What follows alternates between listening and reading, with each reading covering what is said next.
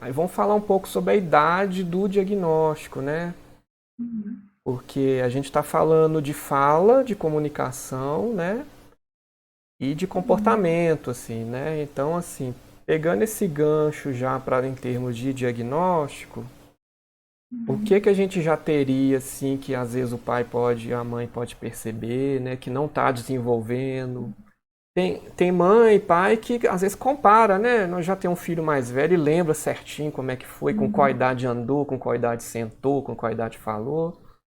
Tem gente que é mais assim, ah, não, não sei, né? Assim, qual que é a época certa, às vezes não foi num pediatra, não foi, não fez a puericultura no postinho, enfim, passou despercebido, né? O que que a gente teria, assim, qual que é uma idade que a gente já começaria a perceber alguma coisa? E o que que a gente perceberia? Bom, geralmente a cidade ela pode ser desde o nascimento, né? A gente já consegue ver, mesmo em crianças muito pequenas, por exemplo, alguns sinais de alarme. Por exemplo, aos 6 meses a criança não balbucia, que é aquela coisa de tentar se comunicar, né? Falar, olhar, o sorriso social também é muito importante, que é aquele sorrisinho que a criança, desde muito pequenininha, 2, 3 meses, já começa a fazer, de sorrir de volta. Quando alguém sorri para ela, ela sorri. Atender pelo nome, desde pequena, é bem fácil também de perceber. Imitar o adulto, que é ir por volta dos 9 meses até um ano, que a criança começa a bater palminha para cantar os parabéns de um ano. E às vezes as crianças autistas não vão conseguir fazer isso. Então, o diagnóstico ele pode ser feito e deve ser feito o mais breve possível para a gente conseguir fazer intervenções o mais breve possível. Então, a academia norte-americana diz é que deveria ser feito até os 2 anos. Esse diagnóstico é entre os 3 e os 5. Então, esse Uhum, diagnóstico, ele ainda, até lá nos Estados Unidos, ele é atrasado. Também a média fica por aí. uhum, Agora, a gente até tem uma lei que, que diz que o pediatra do SUS precisa aplicar essas escalas antes dos 2 anos de idade para desconfiar e poder encaminhar para o especialista. Porque quanto mais rápidas as intervenções forem feitas, mais importante, uhum. melhor essa criança vai poder se sair no futuro. Então, eles têm feito esse esforço, né, a Sociedade Brasileira de Pediatria, de orientar mesmo os pediatras a aplicarem essas escalas ainda com os bebês bem pequenininhos, porque são eles que vêem os bebês primeiro, né? Uhum. E por ser um espectro, né, Carol, eu penso assim, alguns vai ser bem fácil, porque, né, Sim. infelizmente às vezes já é mais grave, principalmente quanto mais cedo, já manifesta muita coisa e perceptível ainda, né, é porque é mais preocupante. E alguns, assim, negócio a gente tinha o Asperger, né, que é era um critério Sim. antigo, que às vezes passava despercebido até hoje, assim, né? Chega com 7, 8 anos, conversa, estuda, vai na aula, mas é estranho, assim, as interações, não tem amizade com ninguém, não se dá bem com ninguém. Às vezes tem um tema, né, que eu tenho um paciente que é um joguinho, ele só fica no joguinho, assim, anos jogando o mesmo joguinho, e só fala naquilo na consulta, e só fala naquilo e não troca de assunto. E tava sem diagnóstico. Falei, não, gente, tem um diagnóstico aqui sim, né? Assim, tá com Sim. cara aqui, né? E não tava em tratamento, enfim, 7 anos, Eu né? acho importante você falar disso porque tem a ver mesmo com o padrão restritivo, né? E a gente às vezes esquece que é isso mesmo, de ficar a mesma coisa. Eu tenho paciente que sabe me falar o nome de todos os dinossauros que existiram, mas não consegue ler outras coisas, Uhum. né? Não consegue brincar com outra criança. Então, tem esses padrões mesmo de sempre gostar da mesma coisa e ficar a vida inteira falando disso. Uhum. Vamos prosseguir, Carol. Então, né, já que a gente já falou bastante de diagnóstico, o que que tem de sintoma, para a gente pegar o personagem do filme, né, o Tristan, né? Eu até fiz uma pesquisa do nome dele, né? Que eu gosto essa questão de nome. Eu acho que principalmente em filme, eu tenho percebido que nada é por acaso, assim, né? E é um nome, assim, que né, o pessoal acha que é triste, né? Mas não é. A definição significa uma pessoa agitada ou barulhenta. Então o nome dele significa uma pessoa agitada ou barulhenta que não sei como é que a mãe escolheu esse nome. Geralmente os pais escolhem antes, né? Assim, com antes de saber como é que a criança é, né? O temperamento, enfim, né? Então, mas tem a ver, lógico, com o livro, né? Acho que como é baseado em um livro, né? O filme, quem escreveu o livro já sabia como é que seria a história, que a personagem teria autismo, enfim, né? Uhum. Vamos falar então sobre ele, assim, sobre as características, né, que ele tem, que a gente vê que é mais marcante. O que que você me... Vamos começar falando. O que que você percebeu assim que é mais notório, Então, né? primeiro que o autismo é mais comum em meninos do que em Hum, meninas. É uma Uhum, proporção de em torno de 2 para 1, então 2 meninos para uma menina. A idade, né? A gente já falou, ele tem 11 anos, 11 né? anos, é. E então já é uma idade que acho que o diagnóstico estava bem estabelecido, né? A mãe já sabia, né? A mãe É, já estava procurando outras coisas, né? Assim, outras coisas. outras E, possibilidades para a vida dele, né?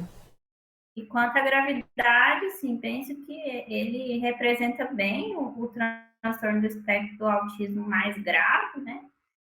Ele não fala, assim, ele é não verbal, né? Ele Uhum.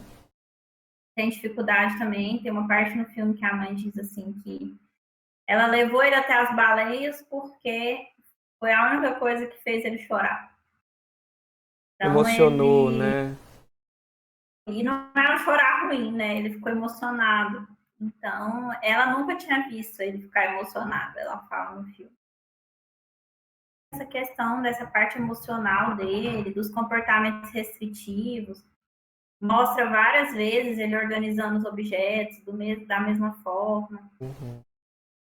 A dele, quando acontecia alguma coisa, dele ter crises mesmo.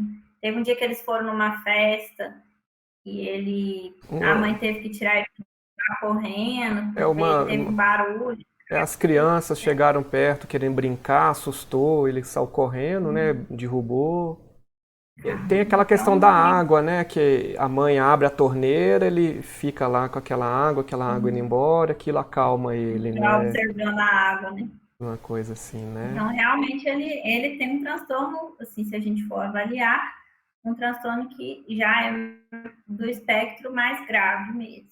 Ele é Uhum, bem sintomático. uhum. Vamos pegar um gancho para, né, para a gente explorar mais essas questões que eu coloquei para a gente pensar, né? Que é o caso do Beto, assim, né? Porque olha que interessante, o Tristan meio que se ele ficar sozinho na natureza, se ele conseguisse, né, ele viveria Sim. tranquilo, sem ninguém, né? E o Beto tá lá na mesma coisa, sozinho, no meio do nada ali, não é autista, né? Mas ele se adequou àquilo ali, a vida dele é fotografar, nadar com as baleias, ou seja, que é assim, analisando os dois personagens, eles acabam gostando da mesma coisa, né? Das mesmas coisas, né? E não tem, um tem um diagnóstico e o outro que não tem, né? Interessante, assim, pra gente falar sobre isso, né? Porque foi até uma crítica dele, falando, não, mas como é que você sai da Espanha, traz seu filho aqui, né, pra Argentina, né? A gente poderia perguntar pro Beto, o que que você tá fazendo aqui também, né? É, Sozinho, né? com certeza. Eu percebi assim que no filme mostra várias vezes, né, essa solidão do Beto, mas como uma coisa que o incomoda. É diferente do Tristan, que ficaria ali tranquilamente sem ninguém, né? O Beto, dá para ver que ele teve, né? Ele conta em algum momento que ele teve um filho e perdeu esse filho. mesmo que ele está vivendo um outro processo. Uhum. Eu acho que vai mais para o lado, talvez mais Um depressivo, mais de luto ter crônico, né? de se isolar, que é muito diferente da não necessidade de outras interações que aparecem no autismo. Uhum. É, Não sei se você teve essa mesma impressão, né? não, porque assim, eu achei tão rico essa questão, porque a gente, né, já antecipando um pouquinho sobre tratamento, né, porque não tem como a gente não falar dele, pensa em tratamento.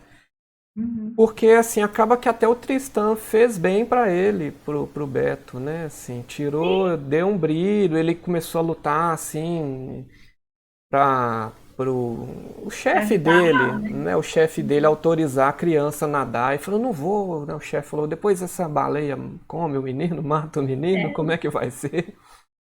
E foi, quer dizer, teoricamente uma pessoa com um diagnóstico, né, com um transtorno, a gente pensaria, nossa, vai piorar a vida dele, nossa, né? Quem que vai querer ficar, né, ajudando? E é o contrário, né, assim, né? E já dando um alerta para as famílias, assim, que não é fim do mundo, né? Assim, às vezes uma criança tem um transtorno que a vida vai ser péssima, né? E que pode ter encontros, assim, surpreendentes, assim, de até dar uma motivação para a família seguir a vida, não é? Seguir a vida, né? eu sempre indico assim para as pessoas, né, lerem sobre o autismo, elas procurarem pessoas. Hoje em dia as pessoas falam muito mais sobre isso, né? Então tem muita gente aí que tem na rede social que é autistas adultos, né? Contando que a vida deu certo, assim, tem as dificuldades ali, mas conseguiram estudar, conseguem trabalhar, conseguem ter amigos, conseguem ter namorado. Na Netflix que é legal, que se chama Amor no Espectro, que mostra assim, as pessoas autistas se relacionando mesmo quando ficam adultos, né? Uhum, Criando essas relações e estabelecendo relações. Né? uhum, Claro, vai ser um pouquinho diferente, vai ter dificuldades, com certeza, mas não é o fim do mundo mesmo. uhum. Outro dado que eu coloquei aqui para a gente abordar, né, no Kaplan mesmo, fala que a prevalência, né, nos Estados Unidos que tem essa medida é de 1%, assim, de autista, né? Seria a prevalência da esquizofrenia que a gente tem, né, que a gente já abordou, assim. E é um número, assim, né, de cada 100, uma pessoa, né? É relativamente alto, se a gente for. E a gente não vê chegando, né, assim, né? Aí a gente pensa, será que esse Nem sempre esse espectro, diagnóstico é feito mesmo. é a questão desse espectro, que às vezes é leve, né, e passou despercebido, né?